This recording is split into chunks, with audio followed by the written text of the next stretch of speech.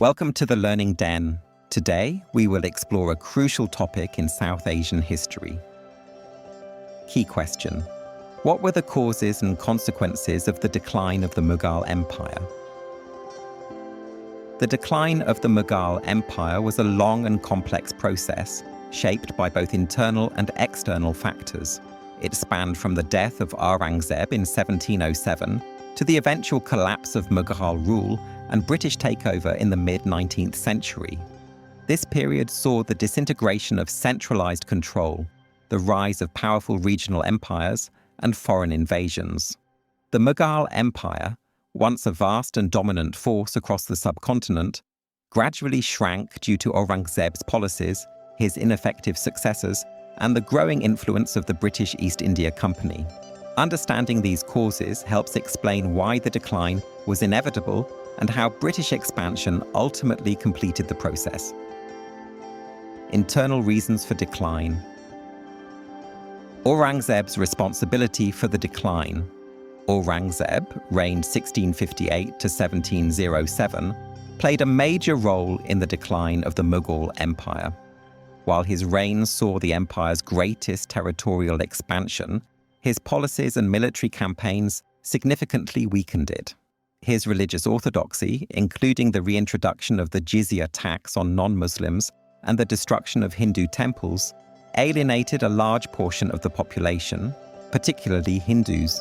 This increased sectarian tensions and weakened the empire's unity. His military campaigns, especially in the Deccan, drained the empire's resources. His wars against the Marathas lasted for nearly 25 years, exhausting the treasury and military. His insistence on direct control over a vast empire also created administrative inefficiencies, and his harsh taxation policies further fueled discontent. When he died in 1707, the empire was left vulnerable to fragmentation. The effectiveness of Aurangzeb's successors. After Aurangzeb, the empire lacked strong leadership. His successors, such as Bahadur Shah Persha, Rafiud-Dawla, and Jahandar Shah, were weak rulers easily controlled by their courts. The constant internal power struggles among the nobility and military commanders further weakened central authority.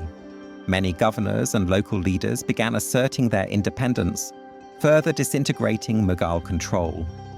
Problems of controlling the empire. The Mughal Empire had grown too large to govern effectively. The Mughal military was overstretched, particularly in the south, making it difficult to maintain control. Provinces such as Bengal, Punjab, and Awadh became increasingly autonomous, with local rulers governing independently. The decline of centralized control allowed the Marathas and Sikhs to rise as regional powers, challenging Mughal dominance. The rise of the Maratha and Sikh empires. The Marathas, led by Shivaji and later Baji Rao I, became a dominant force in western and central India. Their guerrilla warfare tactics and strong leadership allowed them to expand their influence, especially in the Deccan, where they gradually replaced Mughal rule. Similarly, the Sikh Empire under Ranjit Singh emerged as a major power in Punjab. The Sikhs, who had faced persecution under Aurangzeb, grew stronger and by the early 19th century had established a powerful military and political presence. The rise of these empires further weakened the already crumbling Mughal authority. External reasons for decline. Foreign invasions from Persia and Afghanistan. The Mughal Empire faced repeated invasions from foreign powers. In 1739, Nadir Shah of Persia invaded India and defeated the Mughals at the Battle of Karnal. He plundered Delhi, taking the Peacock Throne and Koh-i-Noor diamond, an event that exposed the weakness of the Mughal military.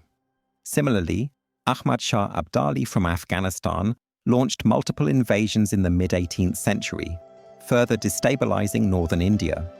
These repeated invasions weakened Mughal authority and made the empire vulnerable to internal rebellion and external takeovers. The role of the East India Company. The British East India Company played a crucial role in the decline of the Mughal Empire. Originally a trading enterprise, it gradually expanded its political and military influence. The Battle of Plassey in 1757 was a turning point. Led by Robert Clive, the British defeated the Nawab of Bengal, gaining control over one of India's wealthiest regions. Over the next few decades, the company continued expanding its power, taking advantage of Mughal weaknesses and playing local rulers against one another. By the late 18th century, the British had effectively become the dominant force in India. The Treaty of Allahabad in 1765 granted the British the Diwani, revenue collection, rights over Bengal, marking a significant shift in power. By the early 19th century, the Mughal emperor had little real authority, and British rule was firmly established. British expansion from the 1750s to the 1850s.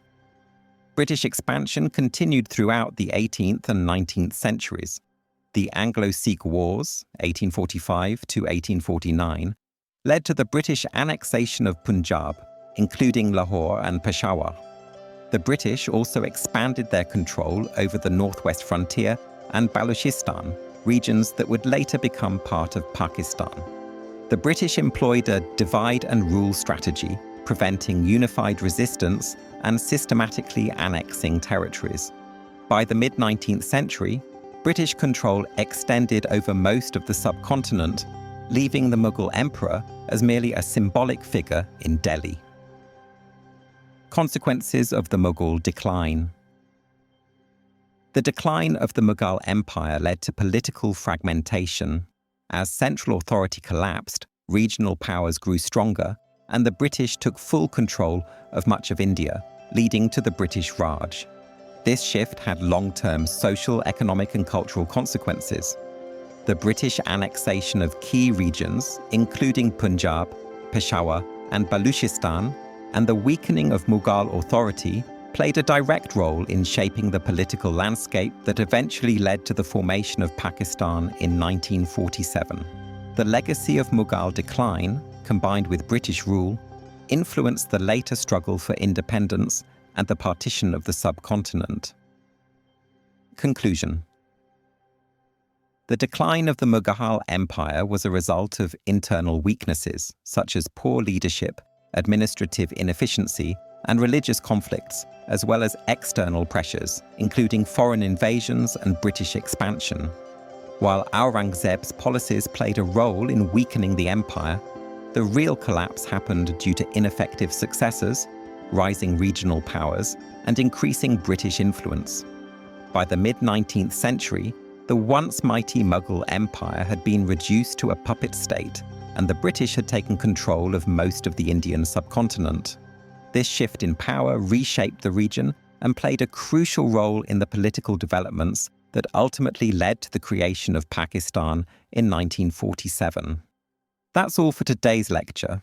Thank you for joining, and I look forward to our next discussion.